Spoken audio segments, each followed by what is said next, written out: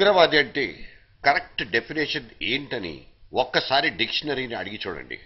అది చెప్పిన మీనింగ్ ప్రకారం మన దేశంలో 121 కోట్ల మంది తీవ్రవాదులు ఉన్నట్లు మనమే అంచనాకొస్తాం. ఎవరో అన్నట్లు మెషిన్ గన్ను పట్టుకున్నవాడు ఒక్కడే మిలిటెంట్ కాదు. దేశ ద్రోహానికి పాల్పడే ప్రతి వాడు తీవ్రవాదే. 5 పైసలు దొంగతనం చేస్తే తప్పు కాదు. అదే 500 మంది 5 పైసలు చొప్పున నొక్కేస్తే అది దోపిడీ అవుతుంది. సినిమాల్లో హీరో ఆవేశంగా చెప్పినప్పుడు మనల్ని కూడా ఈ మాటలు ఈటల్లా గుచ్చుకుంటాయి. కానీ ఏం లాభం? థియేటర్ దాటి బయటకు వస్తే మళ్లీ మామూలు మనుషులైపోతాం. ఎవ్వరూ చూడడం లేదన్న ధైర్యంతో చిన్న చిన్న తప్పుల్ని యథేచ్ఛగా చేసేస్తున్నాం. మనిషి ఏకవచనం అయితే సమాజం బహువచనం. మనలో సామాజిక స్పృహ లేకపోతే ఆ స్వభావం మన బ్రతుకు మీదనే తిరగబడుతుంది. సోషల్ మెసేజ్లా అనిపించినా ఇక్కడ ఇదే కరెక్ట్ అని మీకు అనిపించడానికి కొన్ని ఎగ్జాంపుల్స్ చూద్దాం. ఇన్ఫర్మేషన్ ఎరాలో విప్లవం సృష్టించి ప్రపంచాన్ని జెట్ స్పీడ్ లో ముందుకు తీసుకెళ్తున్న ఇంటర్నెట్ సొసైటీకి మాత్రం సమాధులు కడుతోంది. నెటిజన్లోని నెగటివిటీని మాత్రం గ్రహించుకుని తాను భ్రష్టు పట్టిపోతూ జాతి భద్రతకు కూడా ముప్పు తెచ్చిపెడుతున్న వాళ్ళు మనలో ఎంతమంది లేరు? ఎవరి గురించో ఎందుకు, నిన్ను నువ్వు సూటిగా ప్రశ్నించుకుని చూడు. మన ఇంటర్నెట్ ని మంచి రూట్లో ఉపయోగించుకుంటున్నావా? సైబర్ కెఫేలోకి వెళ్తే బాధ్యత గల మనిషిలా మసులుకుంటున్నావా? ఇండియన్ గవర్నమెంట్ తీసుకున్న ఇంటెలెక్చువల్ డెసిషన్ మన కుర్రకారుకు మనశ్శాంతి లేకుండా చేస్తోంది. కాస్త సందు దొరికినా సైబర్ కెఫేల్లోకి దూరి ఎడాపెడా బ్రౌజింగ్ చేసి పడేసే నెటిజన్ కు సైబర్ కెఫేలు రన్ చేస్తున్న యజమానులకు ఏ మాత్రం మింగుడు పడని ఆంక్షల్ని విధించింది. ఇన్ఫర్మేషన్ టెక్నాలజీ విభాగం పెరిగిపోతున్న సైబర్ క్రైమ్ తో పాటు టెర్రరిస్టుల ఆగడాలకు అడ్డుకట్ట వేసే పనికి కూడా సర్కార్ నడుం బిగించింది. ఇకపై ఎటువంటి పర్సనల్ ఐడెంటిటీ లేని వాళ్లను ఎవరినైనా ఇంటర్నెట్ సెంటర్ల ముంగిట్లోకి రానివ్వకూడదని సైబర్ కెఫేలకు స్ట్రిక్ట్ ఆర్డర్స్ పాస్ చేసింది. లాగ్ రిజిస్టర్ మెయింటైన్ చేయకపోతే లా ప్రకారం యాక్షన్ తప్పదని లిటిగేషన్ పెట్టింది. అందుకు సహకరించిన వారికి నో ఎంట్రీ బోర్డు పెట్టేయమంది. ఇన్ఫర్మేషన్ తప్ప ఇల్లీగల్ యాక్టివిటీస్ కోవలోకి వచ్చేవి ఏం బ్రౌజ్ చేసినా అది సైబర్ నేరమే అవుతుందని తేల్చి పారేసింది. ఇన్ఫర్మేషన్ సాకుతో ఇంటర్నెట్ లో దూరి బూతు సాహిత్యానికి అలవాటు పడిన పిల్లకాయలు కుర్రకారుకు ససేమిరా నో పర్మిషన్ అంది. ఇంటర్నెట్ కు ఎడిక్ట్ అయిన వాళ్ళు దీన్నింత ఈజీగా డైజెస్ట్ చేసుకోలేకపోతున్నారు. అయితే రెస్ట్రిక్టెడ్ ఎంట్రీని తలుచుకుని తెగ కుమిలిపోతున్న సాటి నెటిజన్లు ఒక కామన్ లాజిక్ ని ఎందుకు అర్థం చేసుకోలేకపోతున్నారు? ఇటువంటి సేఫ్టీ అండ్ సెక్యూరిటీ మెజర్స్ వలన కాస్త ఇబ్బంది కలిగినా ఫైనల్ గా గుడ్ రిజల్ట్స్ నే ఇస్తుందని ఎందుకు సాటిస్ఫై కాలేకపోతున్నారు? అసలు ఈ సిచ్యువేషన్ కి దారితీసిన నిర్లక్ష్యం మన నుంచే వచ్చిందని ఎందుకు ఒప్పుకోలేకపోతున్నాం? ఇక ఇదిలా ఉంటే ట్రాయ్ రెగ్యులేషన్స్ కు బాయ్ చెప్పి సిమ్ కార్డ్స్ అమ్మకాల్లో నెట్వర్క్ కంపెనీలు సాగిస్తున్న దాష్టీకాన్ని ఇప్పుడు ఒక్కసారి చూద్దాం. ఆల్ ఖైదాకైనా లష్కరే తొయిబాకైనా స్కెచ్ చేయాలంటే ముందుగా కావాల్సింది SIM కార్డే.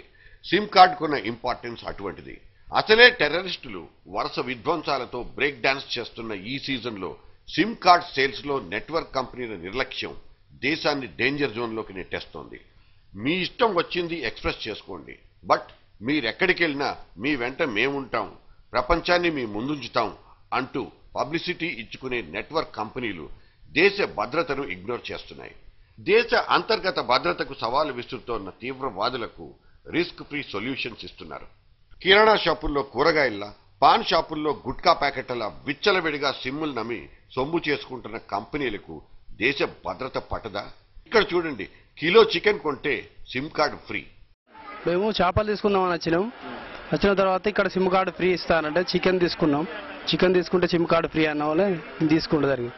Most panic state the great Andhra Pradesh లో ఏ టౌన్ కేగినా, ఏ గల్లీలో కాలిడినా ఇప్పుడు కనిపిస్తున్న బోర్డులు, వినిపిస్తున్న హోర్లు ఇవే. రండి రండి రండి బాబు, ఇక్కడ సిమ్ కార్డులు ఫ్రీ, పైసా ఖర్చు లేదు, డాక్యుమెంట్లతో అసలు పనే లేదు, సింపుల్ గా రండి, సిమ్ కార్డ్స్ తో వెళ్ళండి.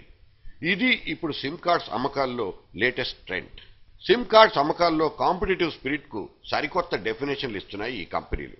మన Indian telecom network service providers ఎక్కడ పడితే అక్కడ, ఎలా పడితే అలా వీధుల్లో ఇష్టం వచ్చినట్లు సిమ్ కార్డులను అమ్మేస్తున్న నెట్వర్క్ సర్వీస్ ప్రొవైడర్లు దేశ భద్రతను యాంటీ సోషల్ ఎలిమెంట్ చేతుల్లో పెట్టేస్తున్నారు. ఫ్రీగా వస్తే ఫినాయిల్ అయినా తాగేవాళ్లున్న చోట నామినల్ ప్రైస్ కే హెవీ టాక్ టైం ఇస్తున్నామంటే ఎగేసుకుపోకుండా ఎవడు మాత్రం ఉండగలడు?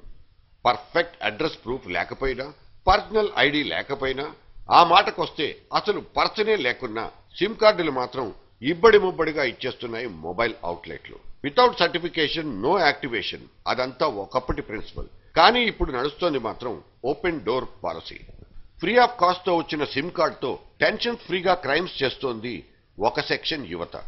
ఫ్రీ సిమ్ కార్డులుండగా రీఛార్జ్ కూపన్లు ఎందుకు దండగా అనుకున్నారో ఏమో కానీ ఊరకే వచ్చిన సిమ్ కార్డులతో అదే పనిగా అమ్మాయిల్ని వేధిస్తున్నారు కొందరు ఆకతాయిలు. సెల్లుంటే చాలు ఎంతసేపైనా సొల్లు కొట్టుకోవచ్చు అనుకుని కొంతమంది యువతకు ఇది వరమే అయినా అమ్మాయిలకు మాత్రం శాపంలా పరిణమిస్తోంది.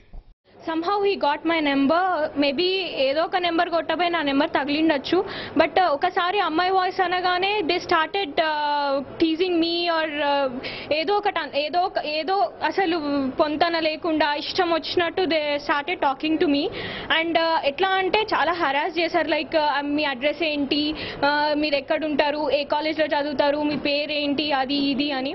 మీకు తెలుసో తెలీదో మీ పేరు మీద మీ ఒక్క సిమ్ కార్డ్ మాత్రమే ఉందనుకుంటున్నారా? ఏమో, ఎవరికి తెలుసు. అదే అడ్రస్ మీద ఓ 100 సిమ్లున్నా ఆశ్చర్యపోనవసరం లేదు. మరి అదెలాగంటారా? Very simple. మీరిచ్చిన డాక్యుమెంట్ ఫోటోల్నే జిరాక్స్ స్కానింగ్స్ తో మ్యానిపులేట్ చేసి గుట్టుగా అదే అడ్రస్ మీద మరిన్ని సిమ్ కార్డులను ఇష్యూ చేస్తున్నాయి మొబైల్ అవుట్లెట్లు. ఈ నిర్లక్ష్యంలో ఇంకో డిఫరెంట్ యాంగిల్ కూడా లేకపోలేదు. ఏదో ఓ రోజు మీకో బ్లాంక్ కాల్ వస్తుంది. ఎవడో పని పాట లేని ఆకతాయి అదే పనిగా మిమ్మల్ని ఫోన్లో చెడుగుడాడేసుకుంటాడు. చిర్రెత్తుకొచ్చి ఎవడా అని ఆరా తీస్తే మొబైల్ నెట్వర్క్ ఆపరేటర్ల దగ్గర ఆ అడ్రస్సే ఉండదు. ఊరు పేరు ఏది కనపడదు. కానీ వాడికి మరో పనేం లేదన్నట్లు అదే పనిగా మళ్లీ ఫోన్ చేసి హెరాస్ చేస్తాడు. ఆడ కూతురితో మాట్లాడుతున్నానన్న ఇంగిత జ్ఞానం కూడా లేకుండా అసభ్యపు కూతలకు కూస్తాడు. ఇవి ఉదాహరణలు కాదు, పచ్చి వాస్తవాలు. మాకు వచ్చే ఈ రాంగ్ కాల్స్ గురించి మేము ఇన్ఫర్మేషన్ కోసం వెళ్తే మాకు దానికి సంబంధించిన డీటెయిల్స్ పూర్తిగా ఇచ్చేలాగా ఉండాలి. ఫస్ట్ ఆఫ్ ఆల్ ఇలా రోడ్ల మీద 5 రూపీస్కి 10 రూపీస్కి ఈవెన్ ఫ్రీగా కూడా సిమ్ కార్డ్స్ ఇచ్చేస్తున్నారు. అలా ఇవ్వకుండా యాక్షన్ తీసుకోవాలి.